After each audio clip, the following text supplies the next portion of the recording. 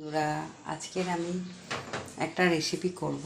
তা রেসিপিটা তোমরা একটু দেখো, ভালো লাগলে লাইক কমেন্ট শেয়ার করবে, ঠিক আছে? আমি মাঝে সাঝেই ছাড়ছি, পুরো দেখাতে পারছি না যদিও। তো আজকে করব হচ্ছে শিউলি পাতা বড়া। এই যে পাতা তুলে এনেছি, পাশের বাড়ি গাছ হয়েছে বলে তুলে এনেছি। তো শিউলি পাতাটা ভালো করে ধুয়ে নিয়েছি। ধুয়ে নেওয়ার পর এই যে ডাল, এটা হচ্ছে ছোলার ডাল, ঠিক আছে? অনেকে মুসুর ডালও করে, আমি ছোলার ডাল করেছি। তো ছোলার ডালটা পেস্ট করে নিয়েছি, রাত্রিবেলা ভিজিয়ে পেস্ট করে নিয়েছি। এবারে ওটাকে পাতাগুলিকে কুচকুচু করব, করে তোমাদের আমি বড়া ভাজাটা দেখাবো কেমন হলো।